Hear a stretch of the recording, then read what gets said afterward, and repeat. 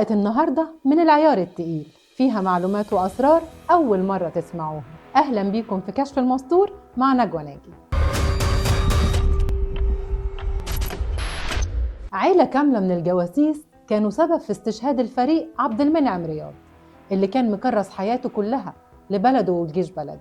المهم بقى، تعالوا يلا عشان احكي لكم حكاية العيلة المنيلة على عينها دي. سنة 67 كانت من أسوأ السنين اللي عدت على مصريين، لأن سينا كانت في حصار تام بسبب اللي ما يتسموش، وكانوا الناس اللي عايشين فيها مش عارفين يخرجوا منها حتى يروحوا القاهرة، تحس إن هم اتحبسوا، وكان الفقر والجوع منتشرين جدا بسبب الحصار بتاعهم ده. المهم خلينا في الجواسيس بتوعنا انشراح موسى وإبراهيم سعيد وولادهم. سنة 37 اتولدت انشراح علي موسى في المنيا، ودايما انشراح كانت متمردة على عيشتها وعلى العادات والتقاليد اللي موجودة في بلدها. قابلت بقى انشراح إبراهيم سعيد اللي اتولد في العريش سنة 29، ومن أول ما شافته أعجبت بيه. عريس يماي طخوا بس ما تعوروش. وعشان كانوا هما الاتنين نفس الدماغ ونفس الميول، فإبراهيم أعجب بانشراح زيها بالظبط.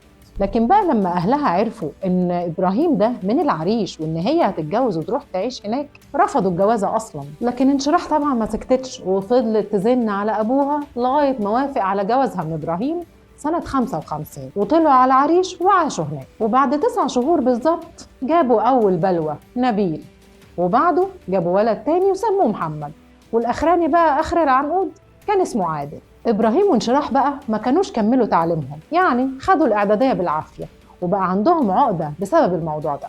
وفعلا اتفقوا الاتنين إن هم يعلموا عيالهم، بس منين؟ ده هم أصلا مش قادرين يصرفوا على نفسهم أكل وشرب. فقرروا إن هم يبعتوا عيالهم لعمهم في القاهرة عشان يتعلموا هناك، وده كان سنة 63. وفي شهر أكتوبر سنة 66 اتقبض على إبراهيم في قضية رشوة واتسجن 3 شهور جنحة يعني. وبعد ما خرج إبراهيم من السجن الدنيا كانت بايظة معاه على الآخر، لأنه طبعا اترفد من شغله ومعهوش فلوس ولا قادر يصرف على نفسه ولا على انشراح. وكملت خالص بقى يا سيدي لما قامت النكسة سنة 67 واتحبسوا هم في العريش وولادهم في القاهرة. انشراح وإبراهيم طبعا كانوا عايزين يشوفوا ولادهم، وإبراهيم فضل رايح جاي على مكتب الحاكم العسكري للي ما يتسموش، وكل مرة كانوا بيرفضوا التصريح بتاعه ويقولوا له يلا روح من هنا مفيش تصريح. لغاية ما في يوم إبراهيم خرج عن شعوره وفضل يزعق ويعلي في صوته ويقول لهم حرام عليكم، مش كفاية أنا قاعد من غير شغل ومفيش أكل ومفيش فلوس،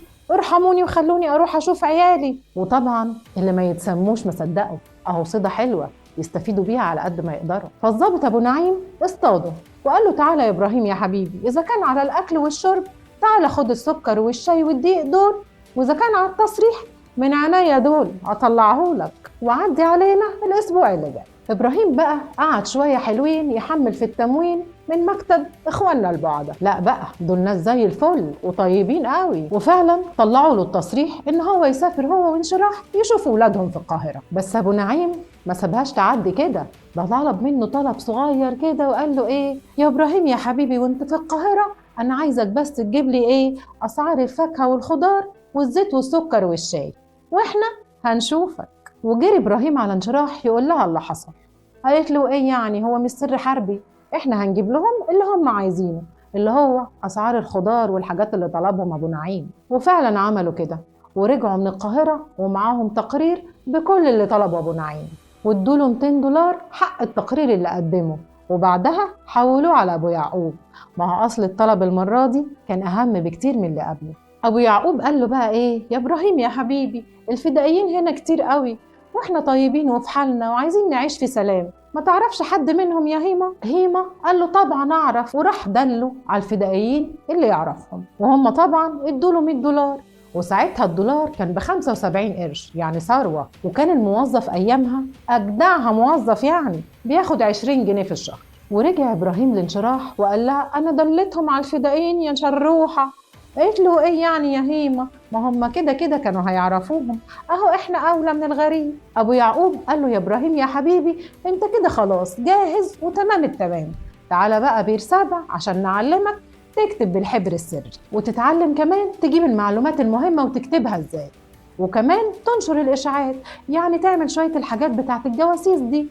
وإبراهيم طبعا وافق طالما فيها فلوس. ولما رجع بقى إبراهيم مصر قالوا له لا يا حبيبي، انت مكانك ما بقاش هنا، احنا هنجيب لك شقة في القاهرة جنب ولادك، ومش عايزين منك غير شوية معلومات، حاجات بسيطة يعني. وبالفعل يوم 19 نوفمبر سنة 67 اتنقلوا على القاهرة وقعدوا في الأميرية، منطقة شعبية أهو يستخبوا وسط الناس الكتير ويعرفوا يلموا المعلومات اللي هم عايزينها.